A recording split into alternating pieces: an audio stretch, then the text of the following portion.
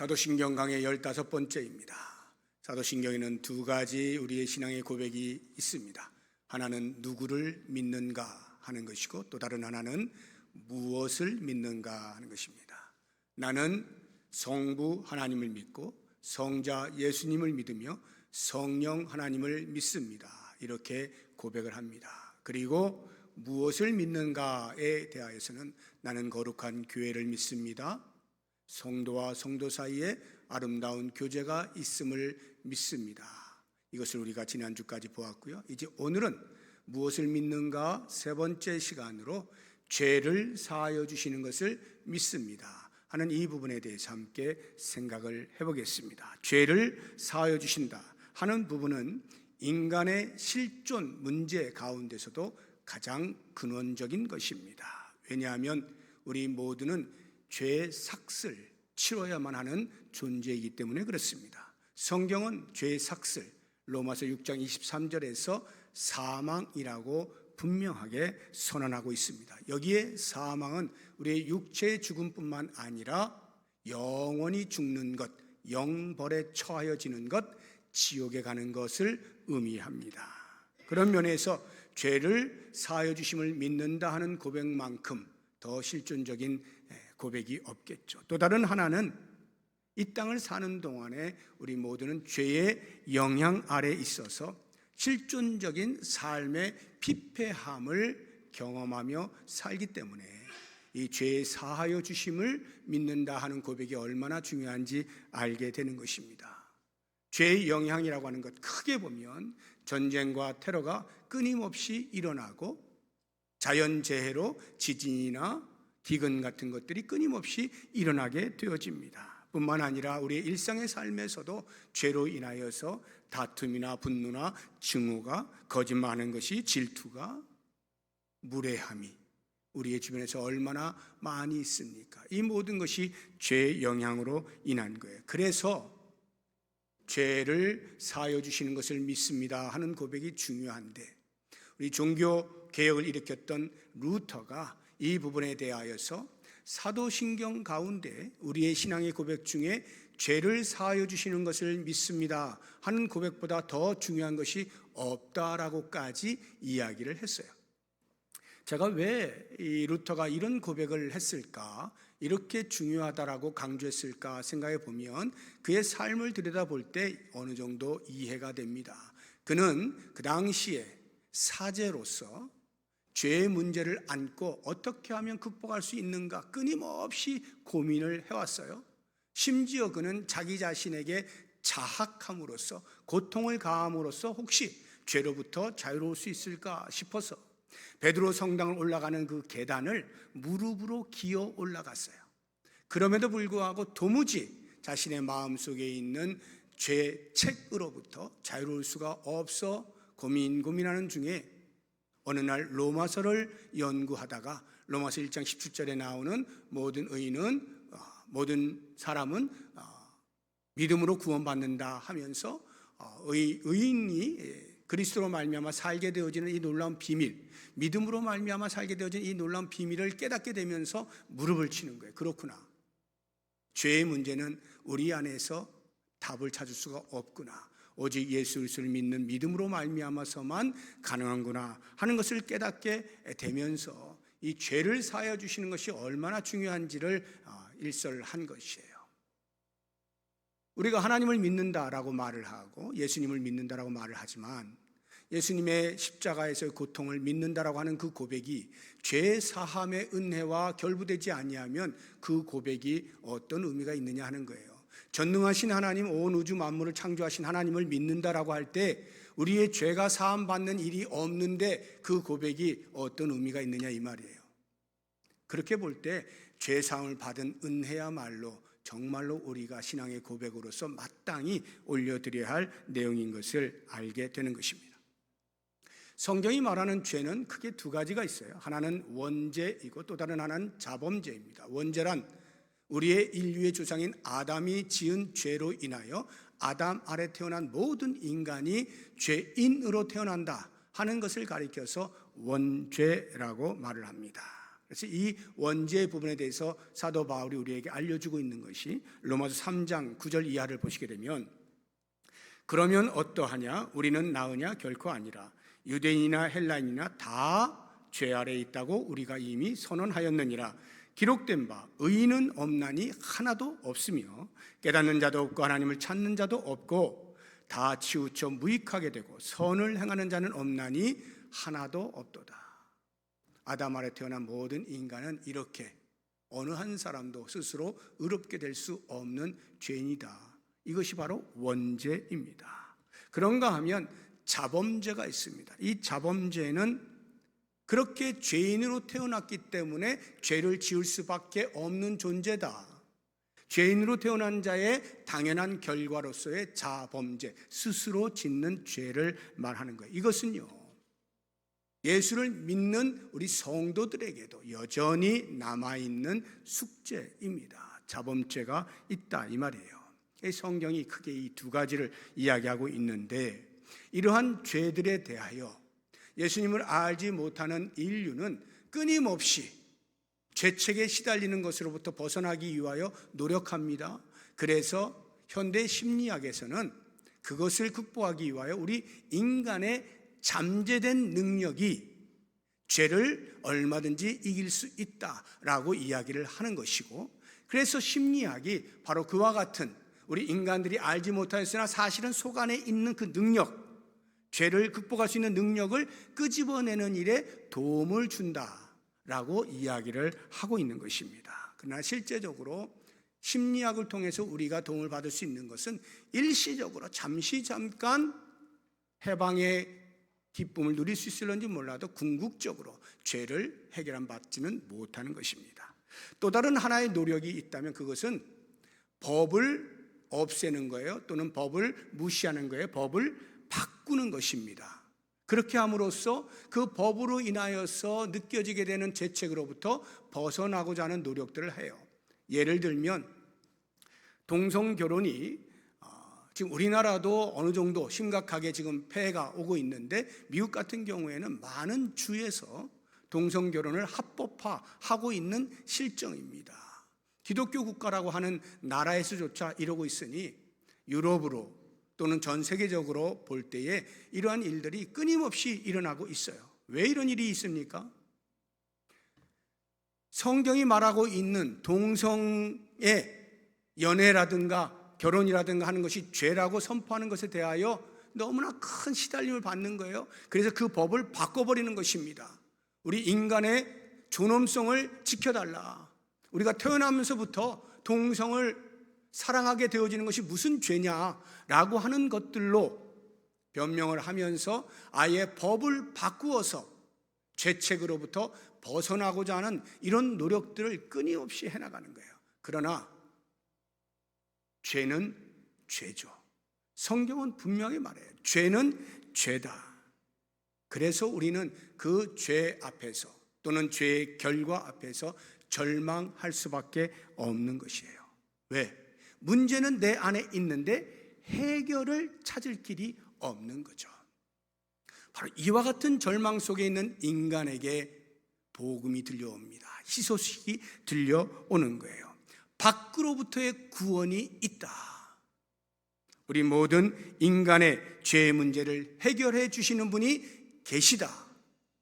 이 이야기가 들리는 거죠. 4절 한번 보십시오. 오늘 본문의 말씀 앞에 보시게 되면 사유하심이 주께 있습니다 고백하죠. 죄의 사함, 사유가 주께 달려있다. 주님의 손에 있다는 거예요. 그만큼 우리 하나님께서는 무한한 자비를 가지고 계신다 하는 것인데, 그 자비하심에 대한 표현을 성경 한 절을 통해서 우리가 보게 되면 출애굽기 34장 6절과 7절인데요. 여호와께서 그의 앞으로 지나시며 선포하시되 여호와라 여호와라 자비롭고 은혜롭고 노하기를 더디하고 인자와 진실이 많은 하나님이라. 인자를 천대까지 베풀며 악과 과실과 죄를 용서하리라.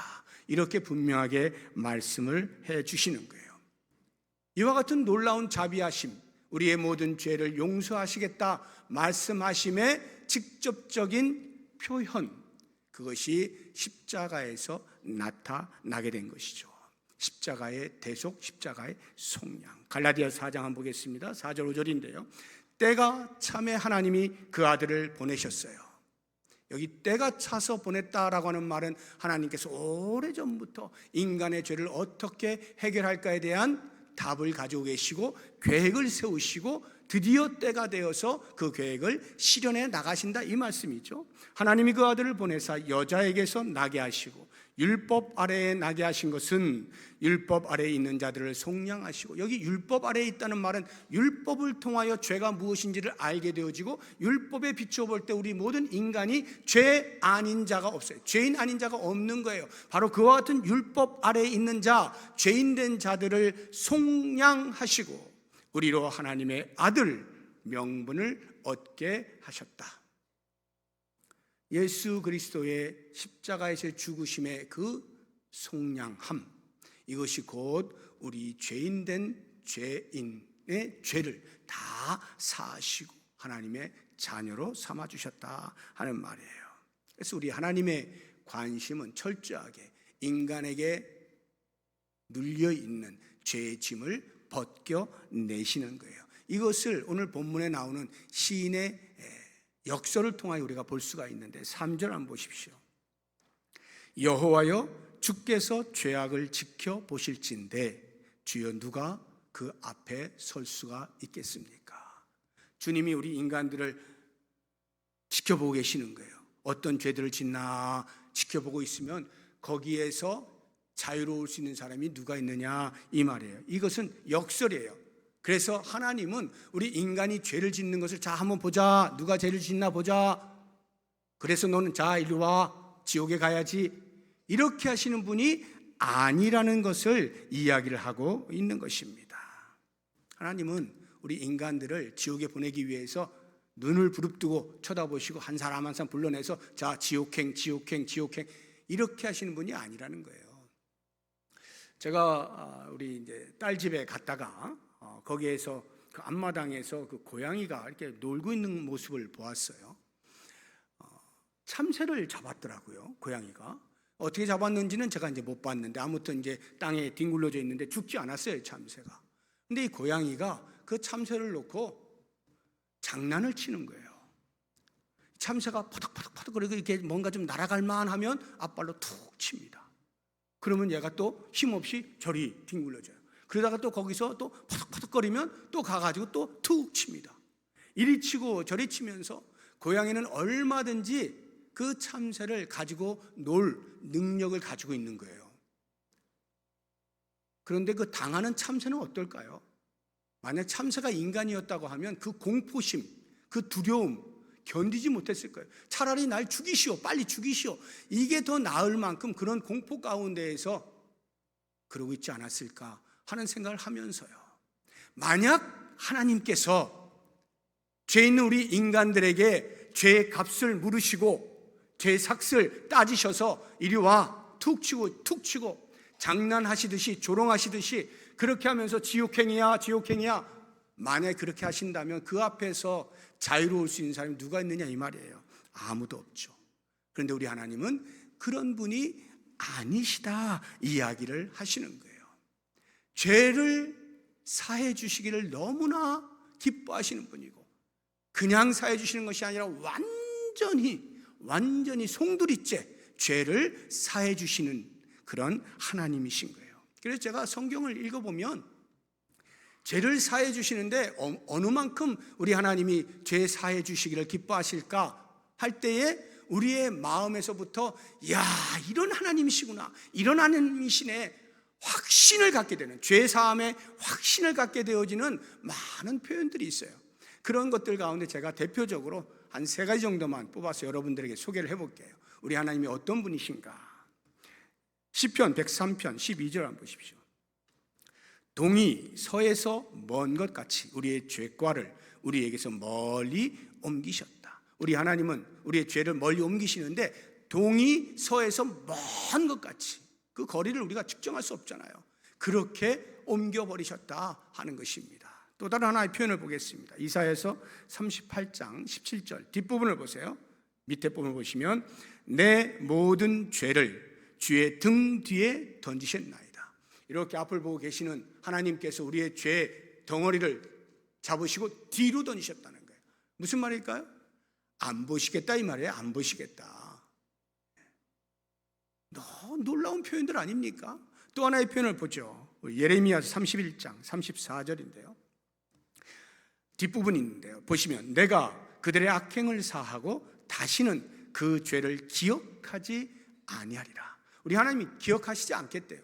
전지하신 하나님이거든요. 모르는 것이 없는 하나님이신데 우리의 죄 지은 바에 대하여 기억하지 아니하실 만큼 우리의 모든 죄를 깨끗하게 도말해 주신다 하는 말씀이에요. 왜 이렇게 하실까?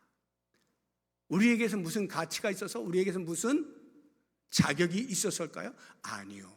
우리를 둘러싸고 있는 예수 그리스도의 피, 그 가치로 인하여서 우리를 사하여 주신다 하는 말이에요. 하나님께서 우리를 향하여서 가지고 있는 그 가치는요, 그리스도께서 우리를 위하여 십자가에 죽으신 그 흘리신 피의 가치만큼이에요. 여러분, 돌이 이렇게 두 개가 있어요. 하나는 다이아몬드고 하나는 다이아몬드처럼 보이지만 그냥 큐빅이에요. 그러면 어디가 더 비쌀까요? 당연히 다이아몬드가 비싸죠. 훨씬 많은 돈을 지불하죠. 큐빅은 조금만 줘도 살 수 있는 거예요. 내가 얼마를 지불하느냐가 그 물건의 가치를 알게 되어지는 것처럼 우리의 가치가 어느 정도일까는 하나님께서 우리를 구원하시기 위하여 지불하신 값을 보면 아는 거예요. 예수 그리스도의 피, 보혈, 당신 자신을 들여서 우리를 구속하신 그 정도의 가치를 가지고 있어요. 그러니 그렇게 해서 우리의 모든 죄를 사하여 주신 하나님께서 남겨두시겠어요? 완벽하게 죄를 사하여 주시는 거죠.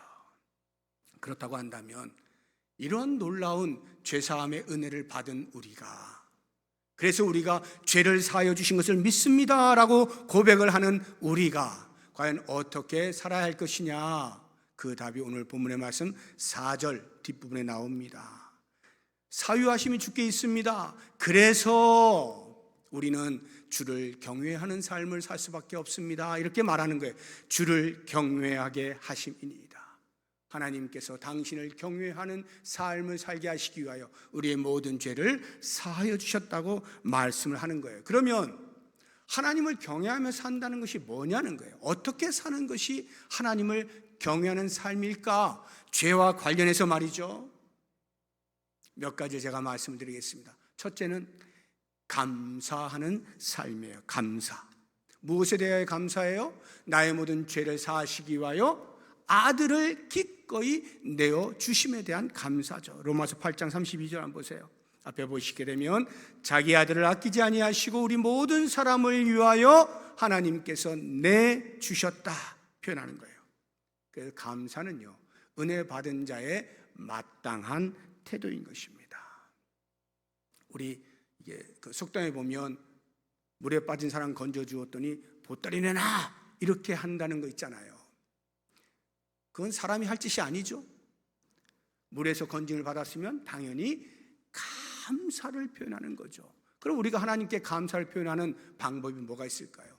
예배입니다. 예배예요. 우리가 하나님을 경외하는 표현도 예배이죠. 감사도 예배예요. 그래서 하나님을 경외함과 감사가 만나는 자리가 바로 예배의 자리예요. 우리는 예배를 드릴 때마다 하나님을 경외하기 위하여 나오는 것이고, 그 경외함은 하나님을 향한 감사의 마음이 가득할 때 하나님이 경외함을 받으시는 거예요. 예배 자리에 나올 때마다 구원하여 주신 놀라운 은혜에 대한 감사와 감격으로 나올 수 있어야 되고요. 또 다른 하나의 감사의 방법은 우리의 언어 생활입니다. 언어 생활이 나는 감사합니다라고 하는 말이 많은지, 이래서 걱정이고 저래서 걱정이고 아이고 죽겠어가 많은지 돌아보십시오. 내 언어 생활이 감사가 많을수록 하나님께서 나를 구원하여 주신 구원에 대한 마땅한 태도가 바르다는 것을 알 수가 있어요. 사랑하는 성도 여러분, 예수 그리스도로 말미암아 구원의 은혜를 받았습니까? 그렇다고 하면 그래서 주님 감사합니다. 감사합니다. 감사합니다. 궁극적 인간의 실존의 문제를 해결해 주심을 감사합니다.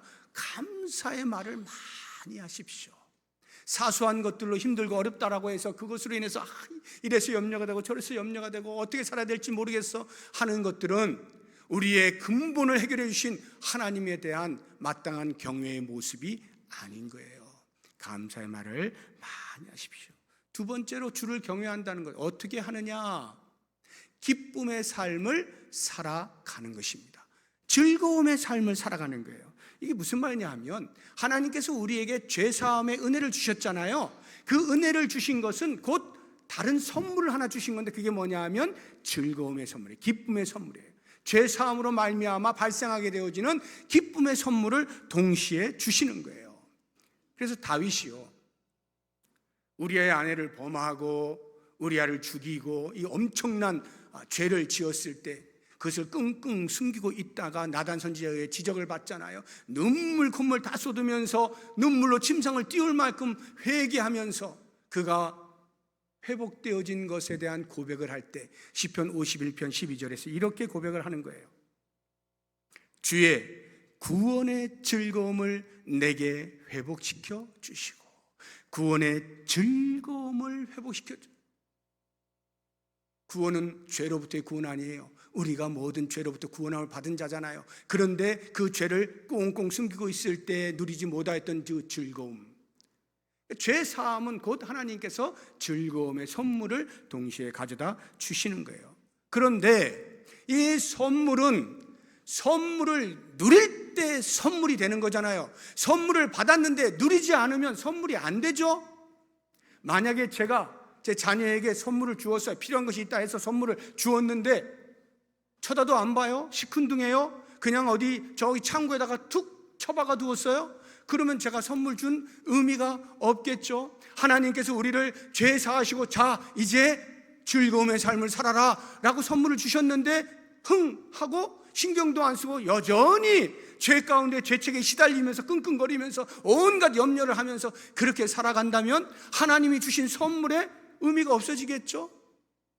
그렇다고 한다면 우리는 선물을 받았으나 선물을 누리지 못하는 자로 사는 어리석은 인생이 되는 겁니다.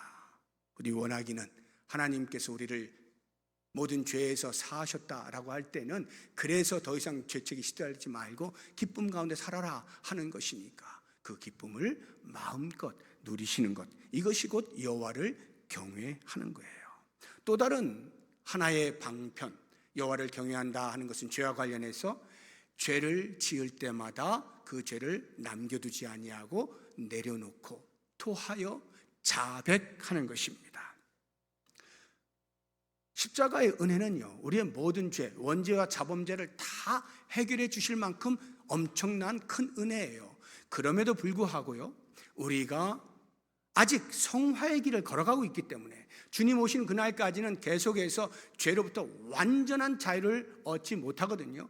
옛 성품에 따라서 실수할 때가 있어요. 옛 습관을 따라서 여전히 죄 가운데 있을 때가 있어요. 그럴 때마다 어떻게 하느냐? 죄를 자백하는 것입니다. 자백이 있을 때 용서를 경험할 수 있어요. 자백이 있을 때 용서를 경험하는 거예요.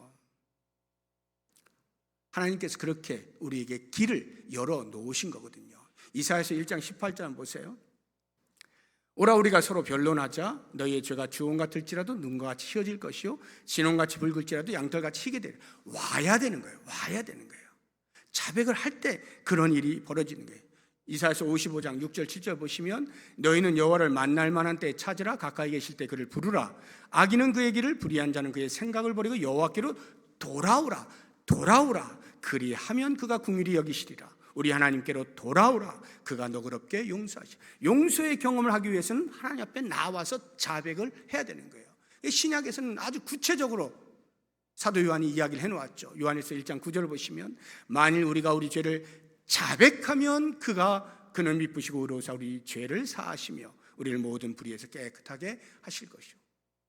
조건이라는 말이 아니라 죄에서 사함을 받은 자가 마땅히 보여야 할 태도라고 말하고 있는 거예요. 그래서 만약에 죄를 짓고도 자백을 하지 않잖아요. 어차피 하나님께 다 용서해 주셨는데 뭐 자백할 필요가 뭐가 있어? 다 용서 받은 건데 라고 하면 아주 뻔뻔한 거예요. 하나님을 기만하는 행위가 되는 거예요. 우리 인생은요, 자백하지 않고도 그렇게 뻔뻔하게 살 그런 삶이 아니에요. 자백하면요, 죄책에 시달리게 되어 있는 거예요. 그래서 다윗이요, 고백하지 아니하고 한 1년 동안 그렇게 숨겨두고 있을 때 그가 겪었던 모습을 이렇게 표현해 놓지 않습니까? 시편 32편 3절 4절 보시면 내가 입을 열지 아니할 때에 종일 신음함으로 내 뼈가 쇠하였도다. 주의 손이 주야로 나를 누르시오니 내 진액이 빠져서 여름 가뭄에 마름같이 되었나니. 이것이 우리의 현실이에요. 죄를 토해내지 않잖아요. 그러면 이런 삶을 살 수밖에 없다 하는 것입니다. 자백이 있을 때 비로소 하나님께서 용서하신 그 용서를 경험할 수 있게 되어지는 거예요. 마지막 네 번째로 어떻게 하나님을 경외하느냐. 그 경외함의 실제적인 우리의 삶은 거룩의 삶을 추구함으로써 하나님을 경외할 수가 있는 거예요. 거룩의 삶을 추구한다. 이게 무슨 말이냐면요, 방금 말씀을 드린 것처럼 죄 사함을 이미 난 다 받았잖아. 그러니까 굳이 뭐 자백할 필요가 뭐가 있어? 그냥 아무렇게나 살면 되지. 어떤 죄를 지어도 어차피 십자가의 은혜가 그것을 다 도말할 만큼 큰 은혜이니까 계속해서 나는 죄를 지어도 상관없는 거야 라고 말을 하는 사람들이 있어요. 이단이죠.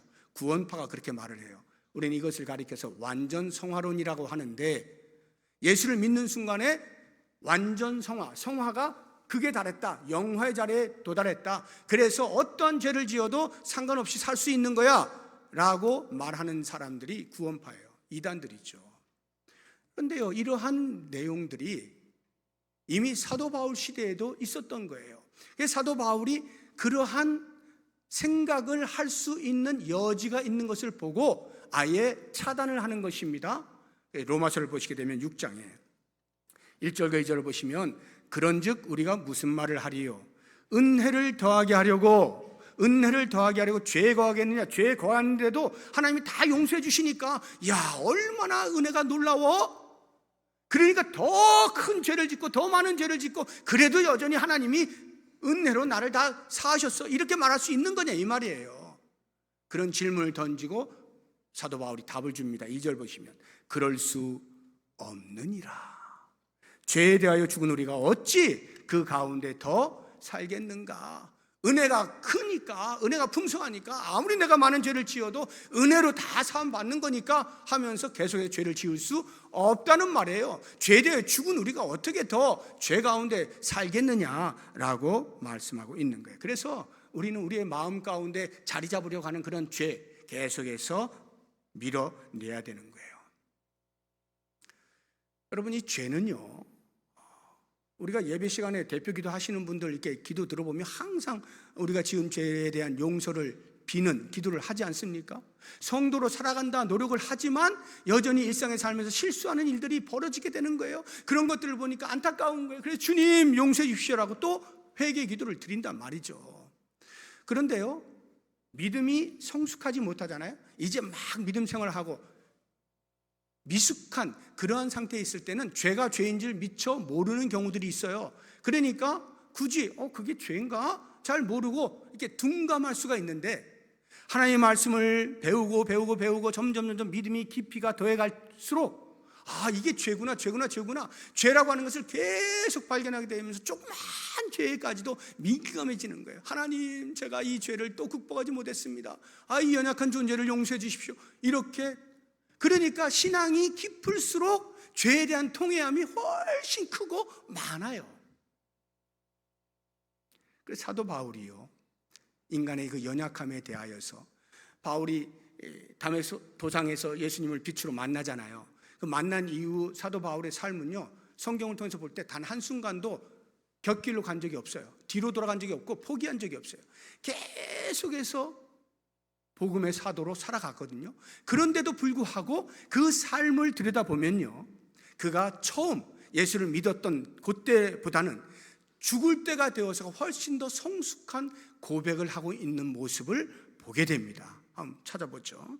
고린도전서 15장 9절을 보시면 이제 예수 믿고 막 복음을 전하고 했던 이 초창기입니다.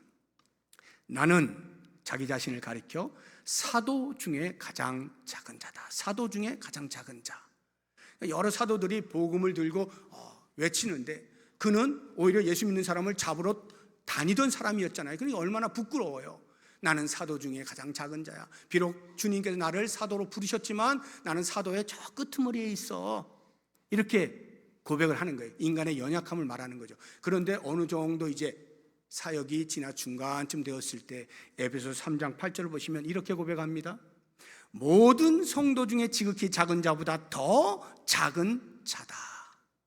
자기 자신을 가리켜 이렇게 말하는 거예요. 왜요?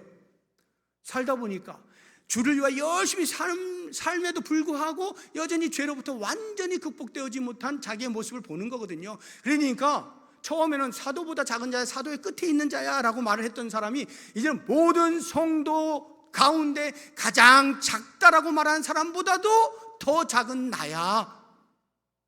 이건 겸손의 말이 아니고요, 실제로 그렇다 이 말이에요. 그가 그렇게 느끼는 거예요. 죄에 대해서 민감해지니까 말이죠. 조그만 죄를 지어도 나는 이런 존재구나, 이렇게 버러지 같은 존재구나 하는 것을 깨닫게 되는 거예요. 그러더니요, 죽을 때가 되니까 어떻게 고백하는지 아세요? 디모데전서 1장 15절 보세요.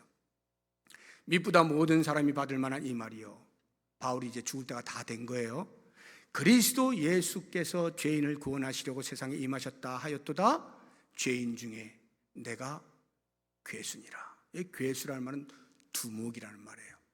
죄인들이 있는데 그 죄인들의 두목은 적어도 죄를 지어도 보통 사람보다 훨씬 더 많이 짓겠죠. 더 강하게 더 큰 걸 짓겠죠. 죄인 중에 두목이라는 말이에요. 이렇게 고백할 수밖에 없는 거예요. 왜? 성숙해지면 성숙해질수록, 그리스도를 닮아가면 닮아갈수록 조그마한 죄도 다 보이는 거예요. 먼지 같은 죄도 다 보이는 거예요. 그러니까 이것을 극복하지 못하고 있는 자기 자신에 대하여 내가 죄인 중에 괴수로구나 고백할 수밖에 없는 거죠.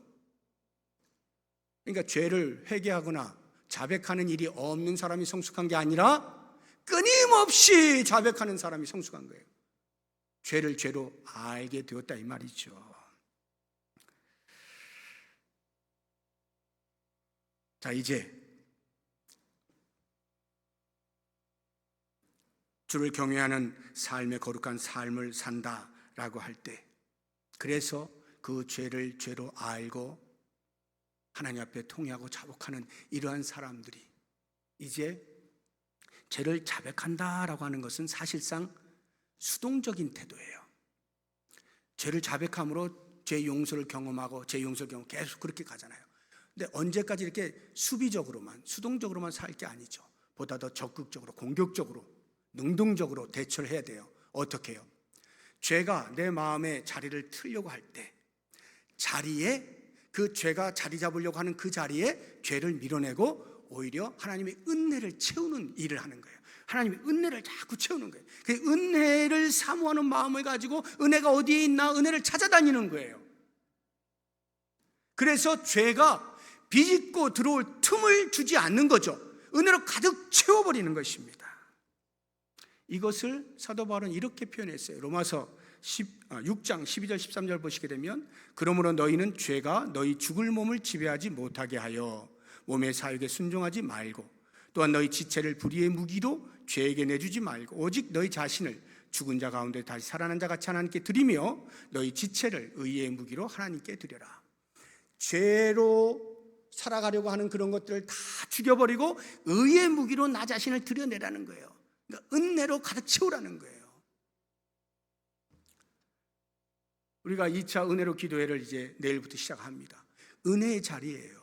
사모하십시오. 찾아 나오십시오. 그래야 하나님께서 준비해 놓으신 은혜를 부어주실 때 그 은혜를 받아 누리는 거예요. 그렇게 받아 누릴 때 우리의 일상의 삶 가운데 죄로 인하여 끊임없이 죄책감에 시달리는 것으로부터 해방될 수가 있는 거예요. 은혜로 충만하여져서 그 은혜 때문에 죄가 감히 발을 디디지 못하게 되어지고 내 영혼이 하나님 앞에서 죄에서 승리한 자의 삶을 사는 거예요. 이게 죄 사함을 믿습니다라고 고백하는 사람의 삶이에요. 하나님을 경외한다는 것은 바로 이러한 삶입니다. 은혜로 가득한 삶, 은혜로 채우는 삶, 이것이 하나님을 경외하는 삶이에요. 그래서 궁극에는 우리 몸을 하나님께 거룩한 산 제물로 드리는 것, 이게 하나님을 경외하는 모습이에요. 로마서 12장 1절을 보면 사도 바울이 이렇게 이야기하고 있어요. 내가 하나님의 모든 자비하심으로 너희를 권하노니 너희 몸을 하나님이 기뻐하시는 거룩한 산 제물로 드려라. 이것이 너희가 드릴 영적 예배다. 거룩한 산 제물로 드려라. 여기 살아있다라고 하는 것, 제물은 원래 죽여서 올리는 게 제물이잖아요. 그런데 산 제물로 드리라는 말은 뭐예요? 살아있다. 그리스도 안에서 우리는 산자잖아요. 산자예요. 그러나 제물로 드릴 때 무엇을 죽이라는 거예요? 우리의 죄성을 죽이라는 거죠. 우리의 죄성을 죽이라는 거예요. 죄에 대하여 죽은 자로 살라는 거예요. 그리스도 안에서 산 자가 죄에 대하여는 죽여라는 거예요. 자기 자신을 죽여서 하나님께 드릴 때 하나님이 기뻐 받으시는 산 제물이 되어지는 것이고, 그것이 곧 우리가 드리는 영적 예배가 된다 하는 거예요. 사랑하는 성도 여러분, 죄를 사하여 주신 것을 믿습니까? 믿음의 고백을 하십니까? 이것이 얼마나 놀라운 은혜인 것을 아십니까? 그렇다고 한다면 이제 우리는 이렇게 하나님을 경외하는 삶을 살아내기를 위하여 간절히 기도하시고 소망하시는 우리 모든 성도님들 되시기를 주의 이름으로 축복합니다. 이 시간 이제 말씀을 붙잡고 우리 같이 기도할 텐데요, 기도하시기 전에 먼저 가사를 생각하면서 찬송을 한 곡 부르도록 하겠습니다. 259장인데 예수 십자가에 흘린 피, 그 피로 말미암아 우리가 구원을 받았다 하는 고백입니다. 우리 가사를 생각하시면서 우리 힘차게 먼저 찬송하고 같이 기도하도록 하겠습니다.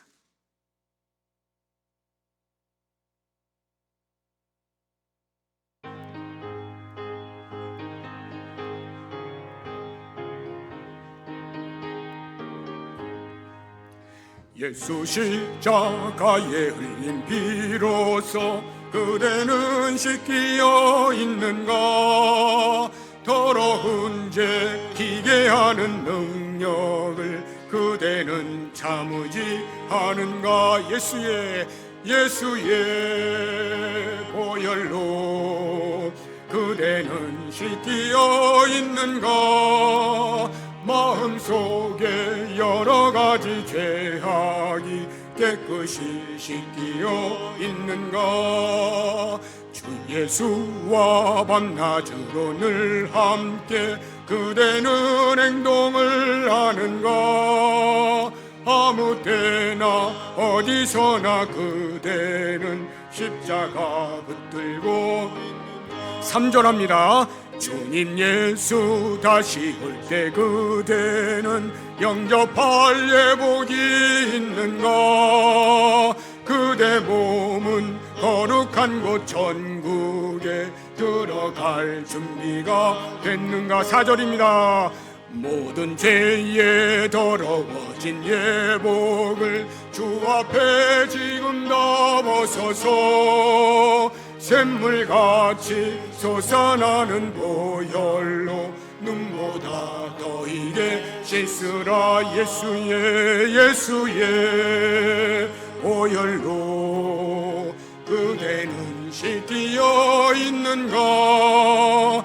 마음속에 여러 가지 죄악이 깨끗이 씻기어 있는가? 아멘. 제가 몇 가지 기도 제목을 드리겠습니다. 먼저 죄를 사하여 주신 하나님의 은혜에 감사합니다. 감사의 기도를 드리면 좋겠습니다. 죄로 죽은 나를 예수 그리스도의 보배로운 피로 다시 살려주셔서 감사합니다. 하나님의 자녀 삼아주셔서 감사합니다. 감사의 기도를 드리시고, 두 번째로 죄 사함의 기쁨을 누리는 삶을 살게 하소서 기도하시는데요, 어떠한 상황에서도 구원의 즐거움을 누리며 살게 하옵소서 기도해 주시고, 세 번째로 진실한 죄의 고백이 있게 하옵소서 기도하시는데요, 조그마한 죄에도 민감하게 반응하면서 죄책이 아닌 죄의 자백으로 용서의 은혜를 날마다 경험하게 하소서 기도하시고, 마지막 네 번째로 거룩한 삶을 위해서 기도하시는데 은혜의 자리를 찾게 하소서, 내 마음을 은혜로 채우게 하소서 기도해 주시기 바랍니다. 특별히 내일부터 있는 제2차 60일 은혜로 기도회에 참석하여서 하나님이 준비하신 은혜 마음껏 누리게 하옵소서. 그래서 우리 몸을 하나님이 기뻐하시는 거룩한 산제물로 드리는 삶을 살게 하소서. 우리 다 같이 마음을 모아서 합심하여 기도하겠습니다. 하나님 아버지 감사합니다. 죄로 더러워진 우리를 다시 구원하여 주신 은혜를 감사합니다. 예수 그리스도의 보배로운 피를 통하여서 우리를 구원하여 주시니 말할 수 없는 은혜 감사합니다. 죄에서 구원하여 주신 것뿐만 아니라 우리를 하나님의 자녀로 삼아주신 것 또한 감사합니다. 끊임없이 죄로 인하여 시달리는 우리의 인생에게 죄의 사함의 은혜와 더불어서 큰 기쁨과 즐거움을 얻게 해주신 것을 감사합니다. 하나님이여 원하옵나니 이 기쁨을 누리게 하여 주옵소서. 하나님이 우리에게 주신 선물을 선물되게 하여 주옵소서. 더 이상 죄에 시달리지 않게 하여 주시옵시고 휘둘리지 않게 하여 주시고 날마다 구원하신 은혜를 기억하면서 감사와 기쁨의 찬양을 올려드릴 수 있는 복된 인생이 되게 하여 주시옵소서. 아버지, 그럼에도 불구하고 우리가 아직도 예수 성품에서 완전히 벗어나지 못함으로 인하여서 때때로 실수하는 일들이 있습니다. 죄 가운데 빠지는 경우들이 있습니다. 원하옵나니 우리의 마음을 간절하게 하여 주시고 진실한 마음으로 주 앞에 가슴을 찢고 통회하면서 회개하고 자백할 수 있도록 도우시기를 원합니다. 자백할 때마다 하나님께서 어느 하나라도 놓치지 아니하시고 다 용서해 주시겠다 약속하시고 그 용서를 따라서 우리를 다시 한번 새롭게 하시는 것 감사합니다. 아버지 하나님, 조그마한 죄조차도 소홀히 여기지 아니하고 하나님 앞에 간절한 마음으로 내어놓고 주여 제가 이러한 죄인입니다 용서하여 주옵소서. 간절히 기도할 때 주께서 회복의 은혜를 허락하여 주시옵소서. 이제는 더 이상 죄 가운데 거하지 아니하고 우리 하나님의 거룩하심처럼 거룩의 삶을 살기를 위하여 간절한 마음으로 기도하게 하여 주시기를 원합니다. 우리의 마음에 은혜로 충만하기 위하여 날마다 은혜를 사모하고 은혜의 자리를 찾게 하여 주옵소서. 은혜로 가득가득 채우게 하여 주시기를 간절히 소망합니다. 내일부터 제2차 60일 은혜로 기도회가 진행됩니다. 하나님이여, 이미 하나님께서 예배해 놓으신 놀라운 은혜들을 누릴 수 있는 자리가 되게 하여 주시기를 원합니다. 사랑하는 성도들이 은혜를 사모하고 갈급하면서 나올 때에 베푸시는 은혜로 말미암아 큰 감사와 감격이 넘치는 시간들 되게 하여 주옵소서. 사랑하는 목사님들이 힘을 다하여서 준비하여 말씀을 전하며 기도회를 인도할 때마다 하나님의 은혜가 폭포수와 같이 쏟아지는 놀라운 역사가 있게 하여 주시옵소서. 그리함으로 우리의 삶 가운데에서 하나님 저를 드립니다. 거룩한 산제물로 드립니다. 받아주옵소서 고백하면서 하나님이 기뻐 받으시는 영적 예배로 날마다 나아갈 수 있는 우리의 삶이 되게 하여 주시옵소서. 예수님의 이름으로 기도드립니다. 아멘. 하나님 아버지, 우리의 모든 죄를 사하여 주시는 것을 믿습니다. 고백할 때마다 우리가 어떻게 하나님을 경외하며 살아야 할지 말씀을 통하여 들은 것 잊지 아니하고 우리 하나님께 영광을 돌려드리는 복된 삶 되게 하여 주시옵소서. 예수님의 이름으로 기도드립니다. 아멘. 우리 다 같이